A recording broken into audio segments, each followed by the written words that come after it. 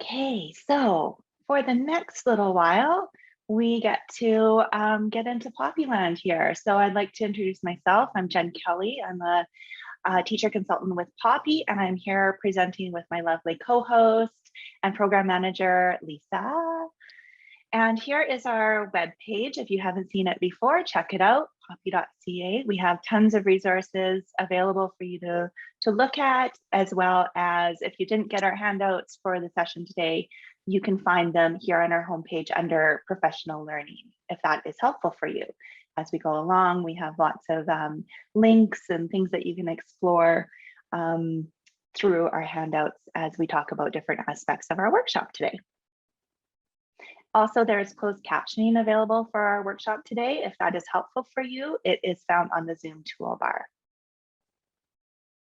Okay, so specifically, today we're going to be exploring evidence-based strategies, resources, and ideas around the concepts of play, exploration, and engaging our students through a sense of curiosity. We're going to be talking about place-based outdoor learning and how we can infuse literacy and oral language into that realm of learning, and really honoring our students' voice and choice through all of these different learning activities that we can engage our students in this morning. Lisa and I thought this was the perfect quote to open up our workshop today. Call everything an experiment, because you can't fail at an experiment. You can only learn. So this morning is all about exploration and inviting our students into a place of risk-taking and exploring the world around them through different means. So we're going to really focus on that part through our workshop this morning. And it will be a treat to go through some different ideas with you. Okay, so I'm going to introduce our guest speaker. We are so privileged today to have a wonderful guest speaker with us. A guest speaker who is a grade 2 teacher, a dear friend and colleague, former colleague, and a Canadian author, Michelle Page-Delow. Now, Michelle is a gifted grade 2 teacher, as I mentioned. She has 4 kids of her own. She is super passionate about making strong connections for her students, forming those relationships, building a strong classroom community, and empowering her students to thrive. And I had the wonderful privilege of working with Michelle in Calgary alongside her many years ago. And the thing that I can remember about Michelle every time I see her is she has a huge smile on her face, and it just brings joy to the people around her. So I will introduce you now to Michelle and let her take over and share her wisdom and her new book with you. Wow, good morning, everyone. It's wonderful to be here and to connect with all of you in BC. Jen, thank you very much for that beautiful introduction that brought tears to my eyes. Thank you, Lisa and Jen, for having me this morning. It's such an honor and such a privilege. It is my favorite thing to connect with people. I think it's what drives me and keeps me going. I have been a teacher for many years. I do teach grade 2 in Calgary. I was also a school administrator for 15 years, which is hard to believe, but 4 of those were on mat leave. So let's say 11 years. I have 4 kids of my own. I recently decided to take a step out of administration and return to the classroom, where I love to be and connect with students and go back to my roots and be reminded of why I went into the profession and what I'm passionate about, which is teaching children to learn and to read and to write. So just before I start to share my book, this is a story that I made up for my children, my own children. At nighttime, I always read to them, but they would always or often ask me to make up stories of my own. And this particular story, they asked me over and over and over again to tell them at night. And my son, who's now 9, probably when he was 4 or 5, said to me, "Mom, we should publish this story. We should share it with other people." And we would always laugh and embellish it and make it more every night. And so I would always say to him, "We should publish it." But then I never did. And then I never did. And then I never did. And then when the pandemic hit, and my dad was actually diagnosed with cancer, it was a real awakening for me that I need to stop talking about these things that I want to do and actually do them. And it just makes me think about today's focus about play and how, as an adult, I needed to make time in my life for play too, and not just focusing on the work, right? Focusing on the work, but put time in my day to play. And writing this book, although it was an endeavor and I learned so much, it was a creative outlet for me. So I just want to encourage you, if you have those things in your life that you have been talking about or that you want to do, to just do them. Make time in your life and carve time for play in your life outside of your professional life, in your careers, in your family, to try to do them too. So I'll share my screen now. And I'm going to just read a little portion of my story to you. And I hope you enjoy it. And I think I will stop there and keep you in suspense for what happens next. Thank you for your patience as I read that. It is a long read. Thank you for the clapping. That's so sweet. I should have mentioned before that my children are home with me today, and we do have a very curious cat. And I should have given a little disclaimer at the beginning that a cat or a husband or children may come in at any time. So if you saw me turn my head, there were a few little entries to see what was up in here. So thank you for that. When I do read the story to my students, of course, I don't make them sit because there is so much activity within the book. We'll often role play, what Prince Rowan is feeling, or do the activities, have them thump up the stairs or flop, onto the floor and whatnot. So to read to a group of educators, which I've only done a couple of times, is different because I made you sit so still. I was just going to say, before I pass it back to Jen and Lisa, that I have found with the pandemic and being at home so much, teaching online, although I haven't taught online this year at all, which has been lovely, just how much activity has decreased over the years. I see it in my own personal children, and of course in my school children a lot. When we do a sharing during morning meeting, it's often about screen time. And so I know it's really important. It was always really important, but I think even more so important now to make sure that I am including that playtime throughout our day. I find it's a dilemma, right, in the day, because I have a curriculum and I want to get through that curriculum. On the other hand, they need that unstructured play and that guided play throughout their day. Kinesiology is my first degree. When Jen and I taught together, I can't remember exactly, but I'm guessing I was teaching a lot of phys ed, and that's definitely a passion of mine and a love of mine. And now I'm not teaching phys ed, but I do try to include that play into every aspect of the day.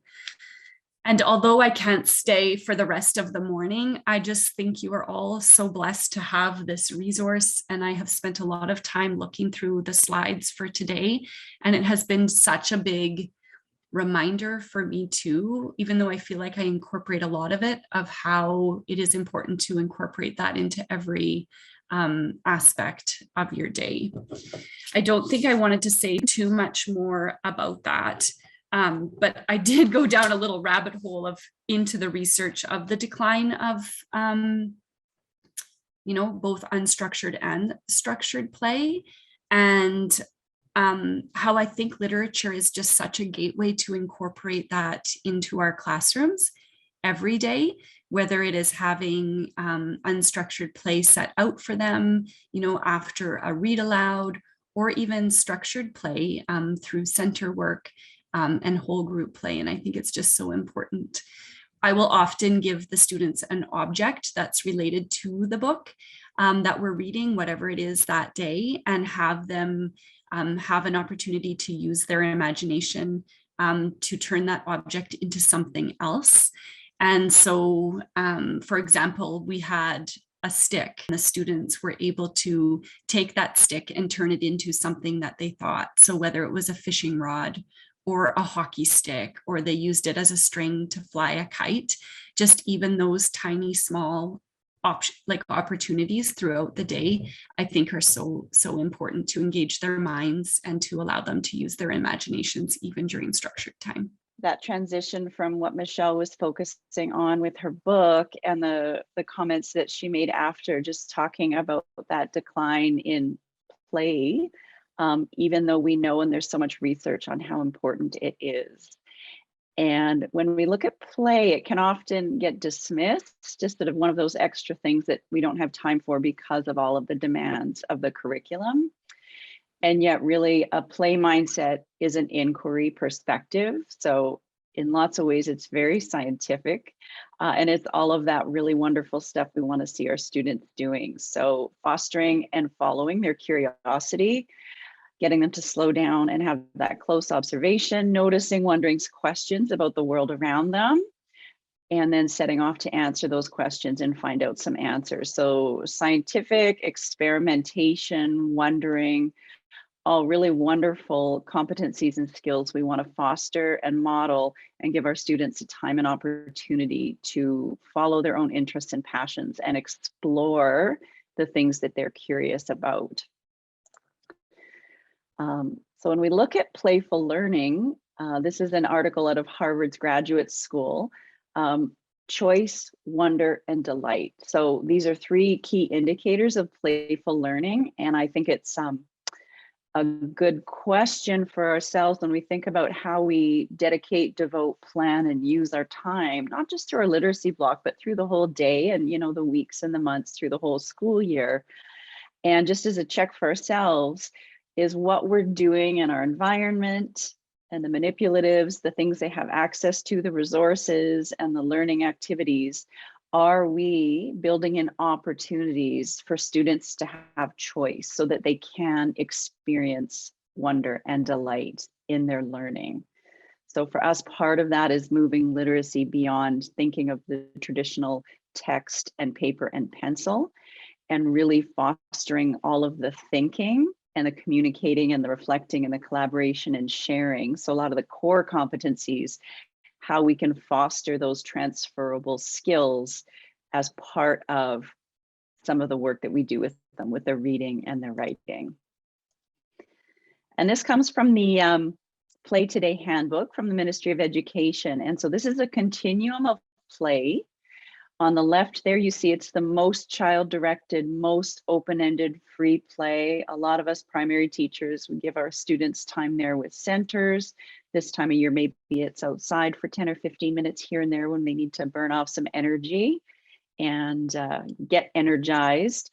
And then moving towards the right, inquiry play, collaborative play, playful learning, and learning games. So you see the continuum shifts from child-directed to having some educator guidance in the middle there, right over to the right where it's more prescribed, and they are learning games with outcomes, and it's very prescribed and much more structured, so the educator directs that. And I'm going to give you a minute timer here. We just want you to reflect. So which of these types of play do you plan for, and which types of play along this continuum do your students engage in? And is there one maybe that you rely on quite a lot that works well for you? Or you can give an example of an activity or a game if you want, something that you really enjoy and your students do. Another opportunity could be, is there one of these types of play that you could explore a little bit more and investigate and offer your students more than they have the opportunity to right now? So just sort of thinking about your own practice and your own students in your setting. So the first activity that we will do, I'll set this up for you, and this comes from the Beatles Project. So they've got a really wonderful website. The link's there down on the bottom left. It's in the e-handout at the back too. But they're looking at outdoor and science related activities. And of course, we always bring that back to the literacy layer in there as well. So the conversation and the thinking as launching points for possible reading and writing. And if they're early writers, it might be drawings that they're doing. of what they're noticing and looking at and studying outside or in the classroom. So it's very scientific. It also ties in really nicely with the core competencies and the curricular competencies. So engaging in the natural world, making observations and asking questions, and then tapping into understanding the distinction between making a descriptive observation and how that's different from having an opinion, and how we can identify things that we're looking closely at. So we're going to just take a little bit of time. This is a picture that my sister took. She lives down here in Vancouver, not too far from me. And every day after work, she gets out and walks down to Jericho Beach. And her pictures are very therapeutic for me to see, and I didn't even go. So it's like a virtual trip to the beach. So I'll get you to look in at this and just ask the first question here. What do you notice in this picture? And if you can share that in the chat box, we'll just take about 20 or 30 seconds here. So very specifically, what do you notice? Life. Severed crab leg. Sea life.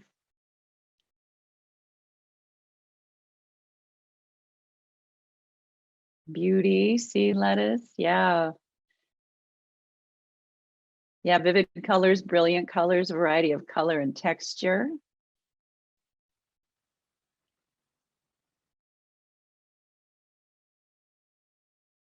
Yeah, the purple in that shell is really just amazing. All right. So the next question, I'll ask, what do you wonder about this? So again, about 20 seconds, if you can enter those, your wonderings. So question you have, something you wish you could know more about, what's something you would like to explore? And enter that in the chat. I know for me, I'm wondering how the crab leg got to be there. Yeah, what happened to the crab? Who was hungry?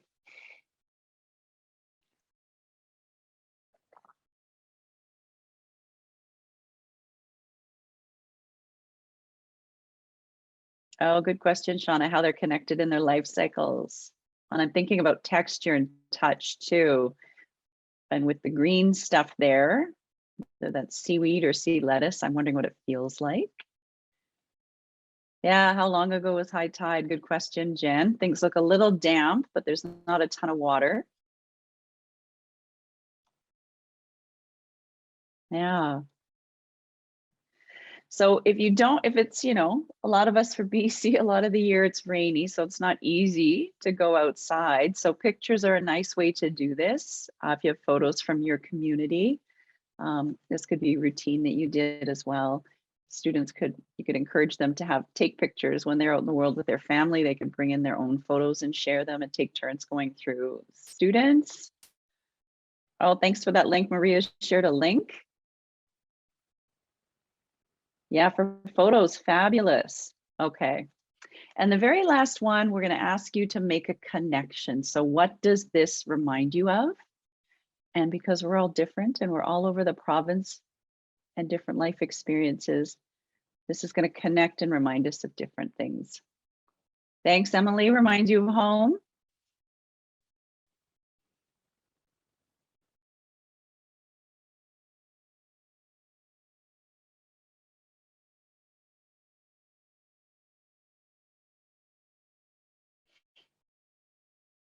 Pebble jar, holidays, vacations. Yeah, you can almost smell the salty air.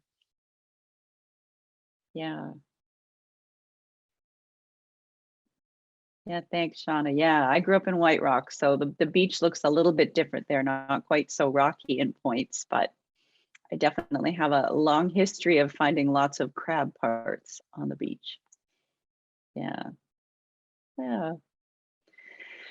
And I don't know about you, but it feels slowing down to notice and look at something so closely, knowing we're taking a few minutes to focus in on just a really small little slice of nature. It definitely feels calming and settling and grounding. So again, that's something nice that our students probably would feel as well if we did this with them. So here's the full activity overview that we took that Notice, Wonder, and Reminds Me of from.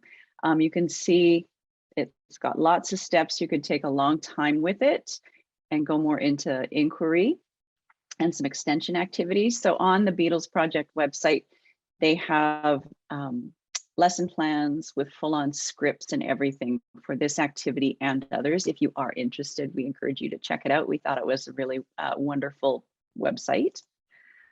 And another one of the resources we often use is this Big Book of Nature activities.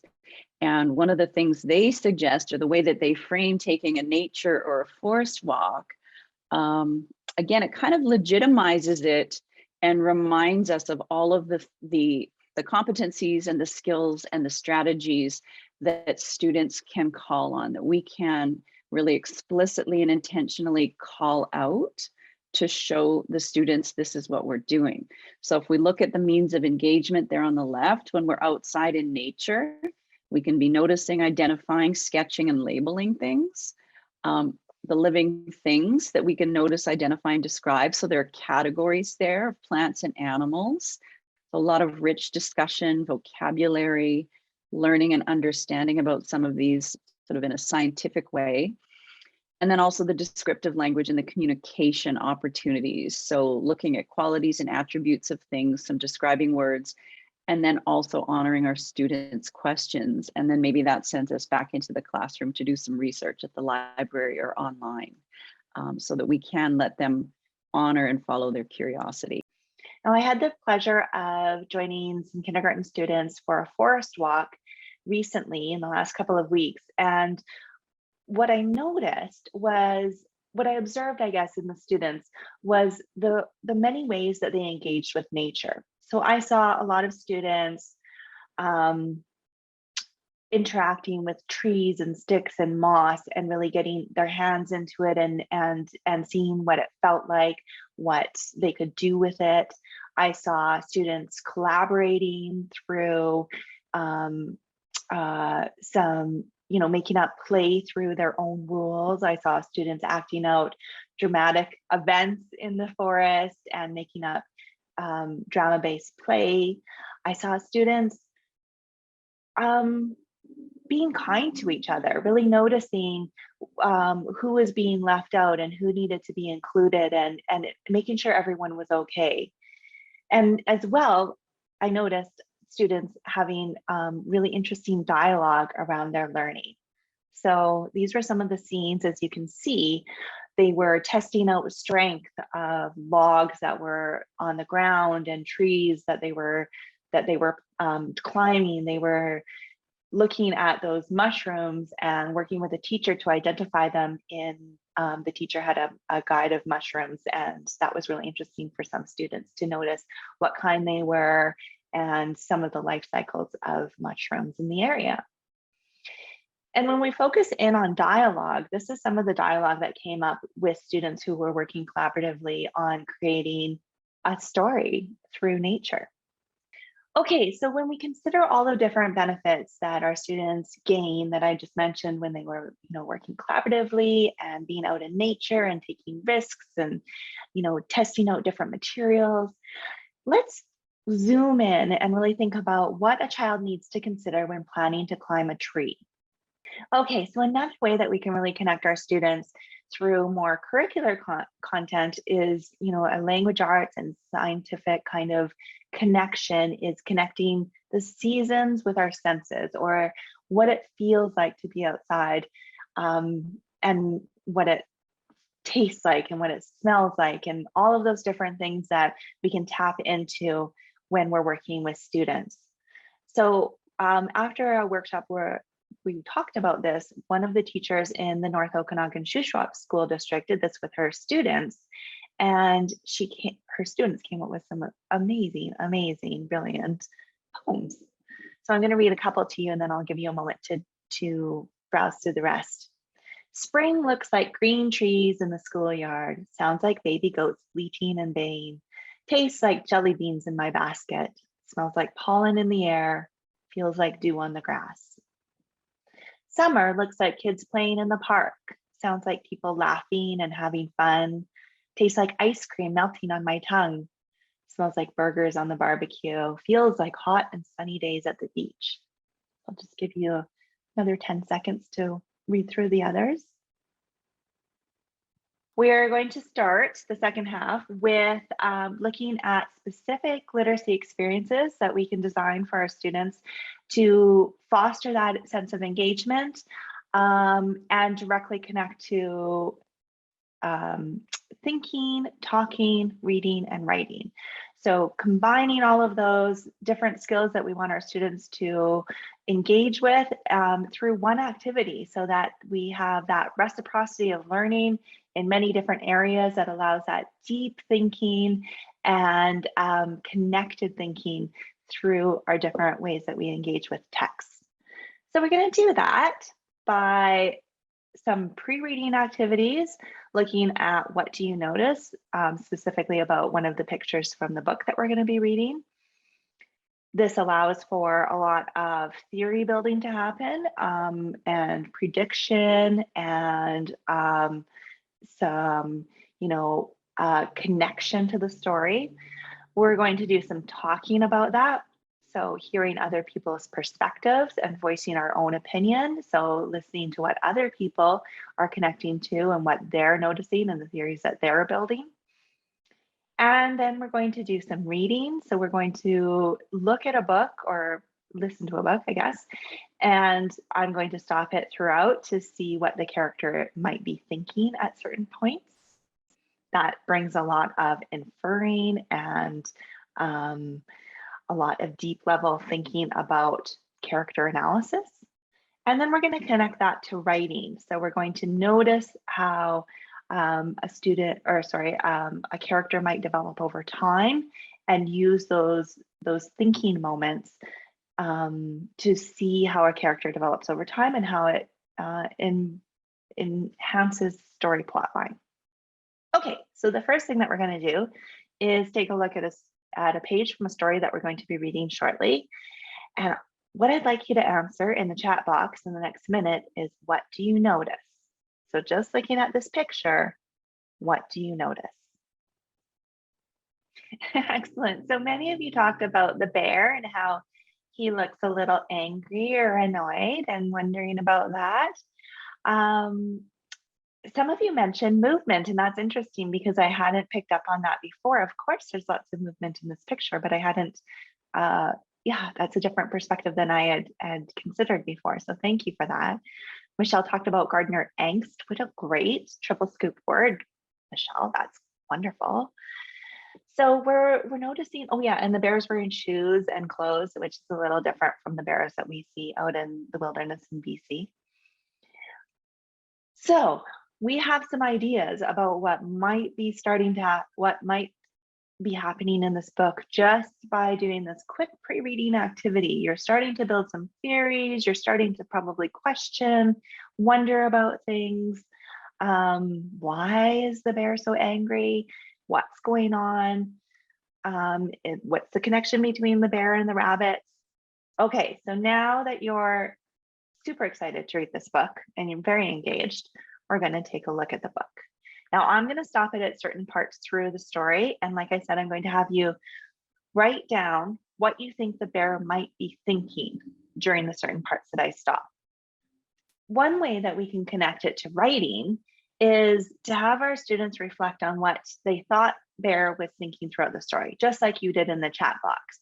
So I would have them write or draw 3 parts of the story that they had reflected on, and then use that to guide their writing about the character. So really notice how the character's thinking had changed or adapted throughout the story or extended.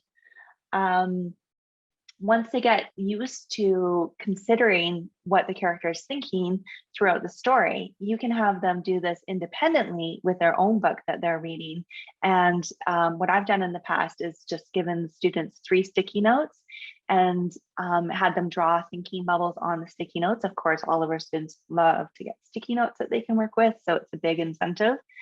And then they choose the parts that they want to stop in their story and add in what the character might be thinking or what the character might be feeling. So you can do some different things with with that idea. Here is an example of what it could look like when you bring that out into a series of places that you've stopped. So you can do so much with that. You can then have students act it out, change it up. Lots of fun that you can extend that writing activity in this way. So, and just to wrap up what Jen walked us through at the beginning, setting up that the thinking and the talking and the reading and writing and making those meaningful and intentional connections, all being based on a shared text.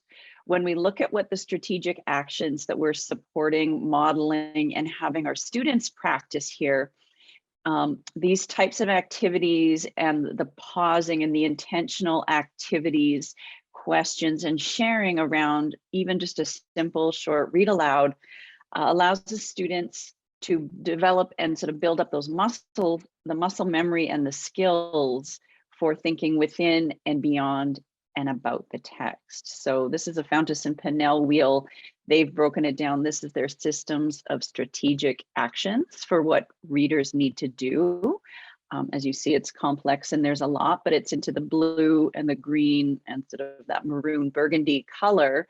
Really what we spent a lot of time doing pausing as Jen guided us through the story was that thinking beyond the text. So the inferring, making connections, predicting, and then synthesizing at the end. So thinking about how we can bring that layer of thinking beyond the text as well as within and about the text as we choose what books to share with our students, what we do as a read aloud, and how simple it can be to pause a few times, ask some questions, get some input from the kids to turn a read aloud from being me reading to the students and sort of them being more passive, having it be interactive and intentional and really getting them engaged in thoughtful reflection and conversation based on the text.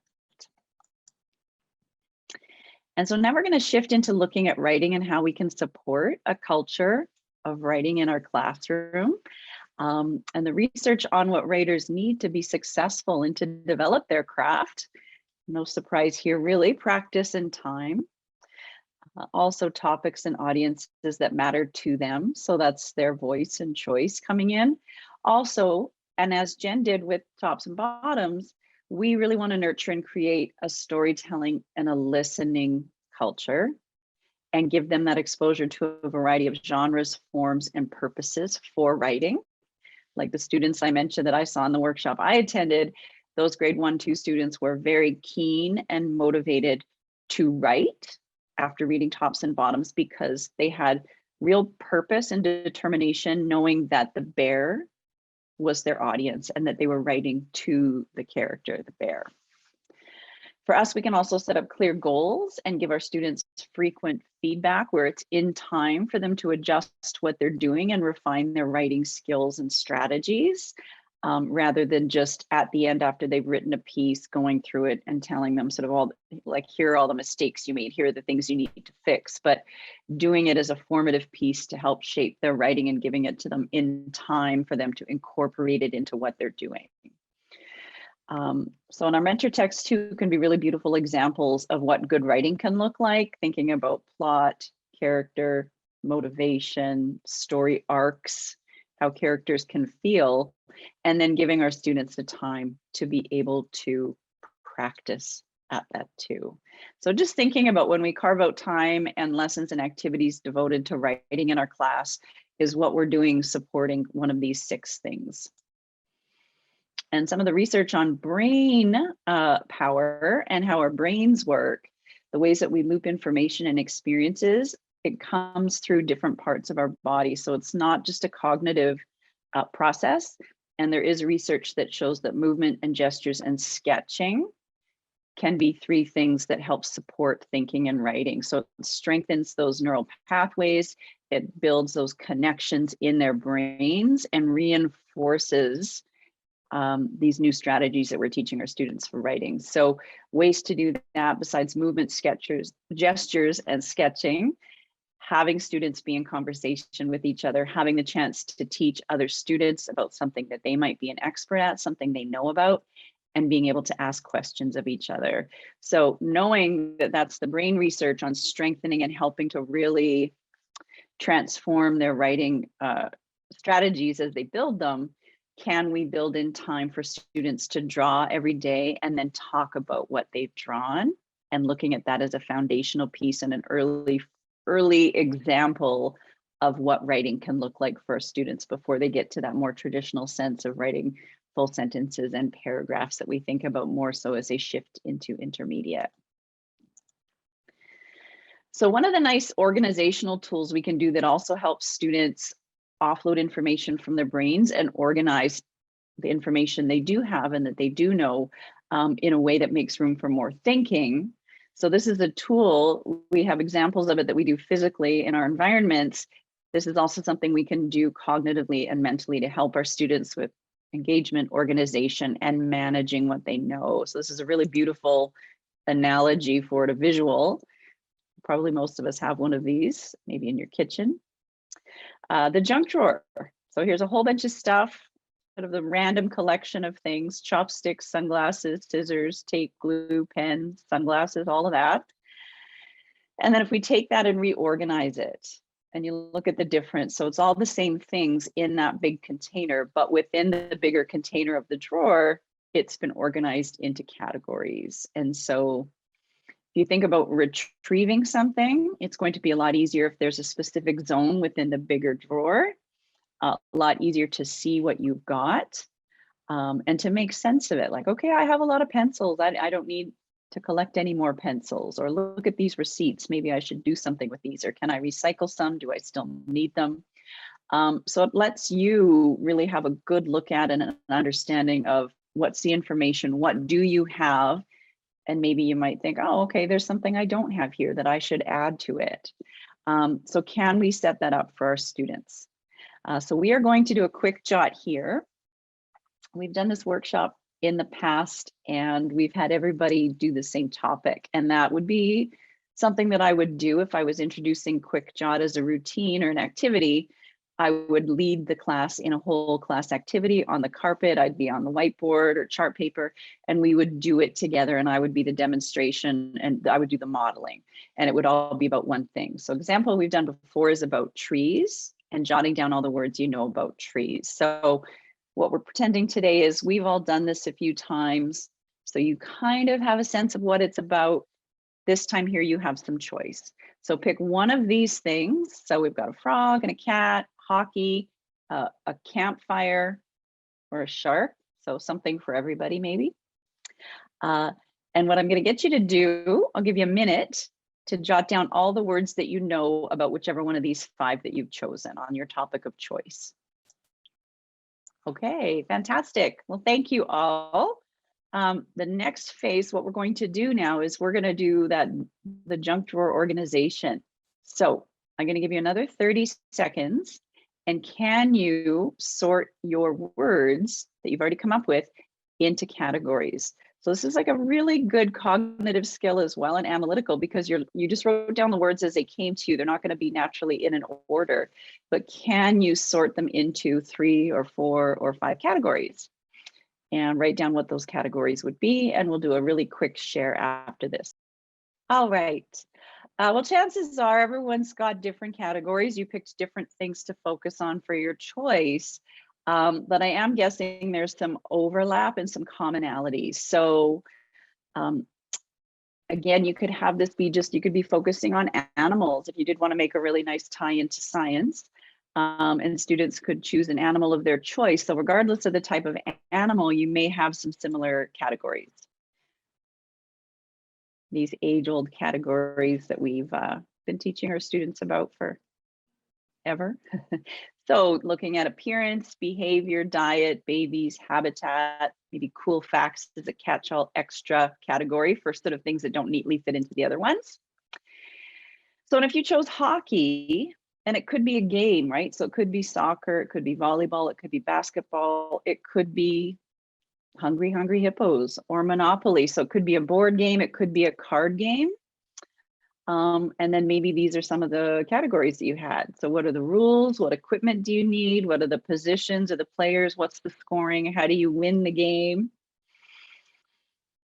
And the campfire is a little bit of a random one. So if anybody did choose building a campfire, I'd love to hear what your categories were. So what we came up with are, what materials do you need? What are the different construction styles for, different beliefs and for how you can build a good fire? I don't know if anybody watches Survivor, but that's always a hot topic near the end, is a fire making activity. And then looking at safety, types of fuel. So there's a lot of stuff you can do here while still honoring students' choice of what they're interested in, but all of the students are engaged in the same type of critical thinking and problem solving and sorting and categorizing. Quick jot, if you haven't tried this with your students, I encourage you to give it a try. If they're not writing yet, it can be something you do orally together as a group, as a whole class, or small groups, or they can also be drawing pictures. So they can do drawing to support this type of activity as well, to share what they know. And so the last piece of this activity is, what we wanted to do was to show how much front loading and scaffolded support we can provide to our students for setting them up for successful writing experiences, rather than the first step of writing is pencil to paper. Okay, go. You've got 10 minutes, you've got 15 minutes, and you're all going to write about this topic that I've decided I want you to write about.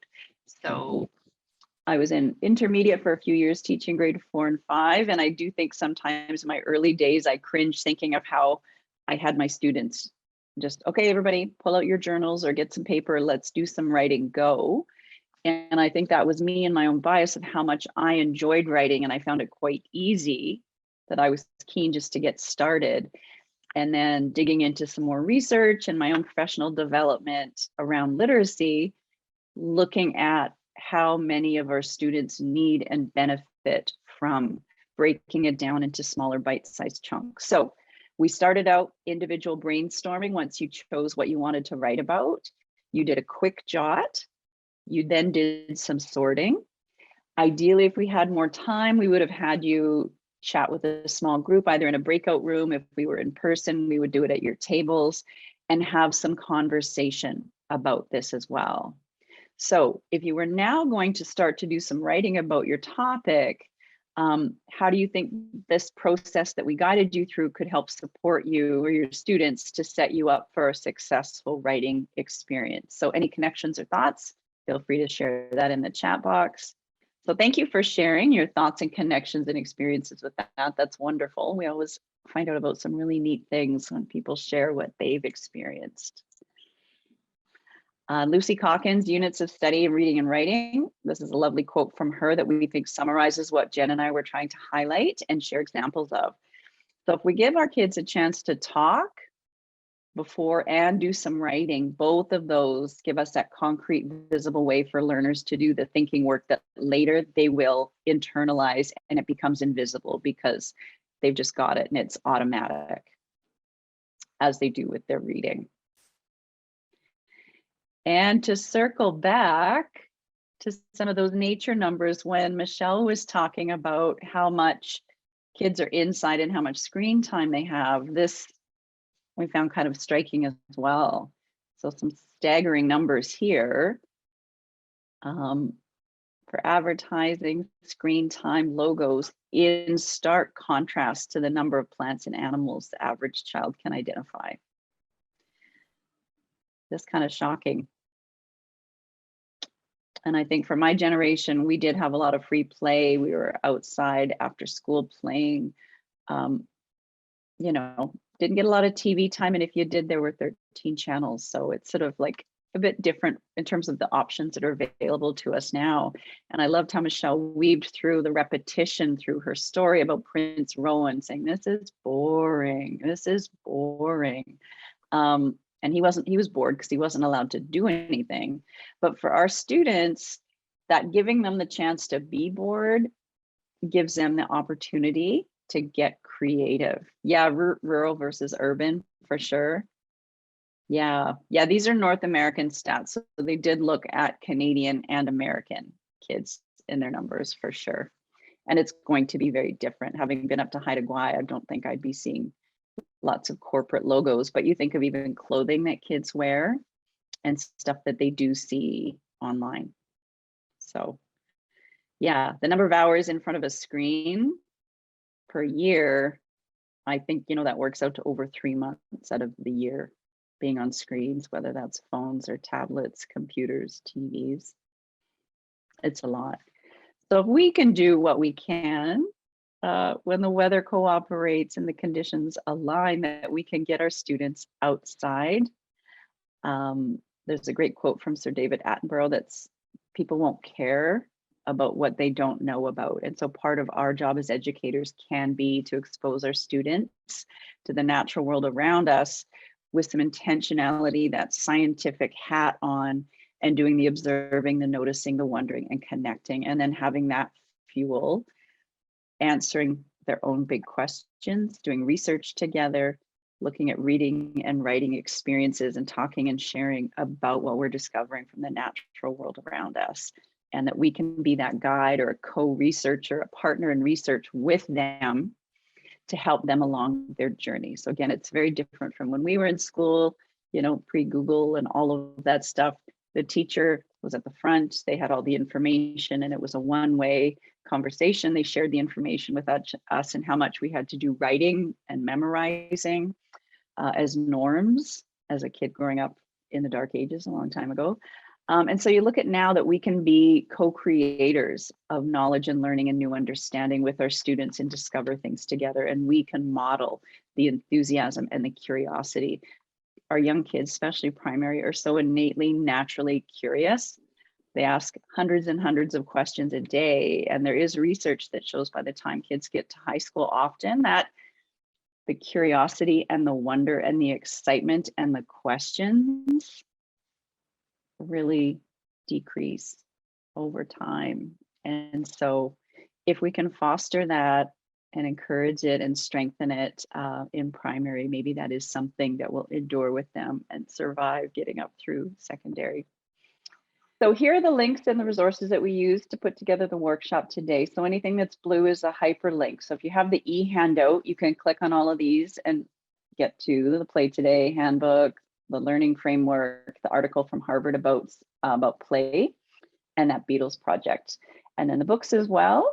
Yeah, and if you do try anything, I was so thrilled when the teacher from SD 83 shared those poems that her grade 1-2 students wrote about the seasonal senses. It was just thrilling to hear that that she had tried it out with her students and it had turned out so well. Jen also gave Michelle's website in the chat box there if you're interested in checking out her work. And here's our contact info. If you would like to get in touch with us, any questions or sharing, if you're looking for resources, or if you try something and you want to share pictures or student samples with us, we always love that, and we can share that in future workshops with other educators to be inspired by you and your students around the province. So thank you for being here on this lovely, hopefully it's sunny where you are. It's sunny in Vancouver finally after months of rain. And we hope that you enjoy the rest of your day today. We want to leave you as always with a cute inspirational video to send you on your way. So if you'd have time, stick around. It's just a couple of minutes. And yeah, thank you for being here, making POPEY part of your Pro D Day today. And we hope to see you again. And good luck finishing out the rest of the school year. And we hope to stay connected into the fall as well.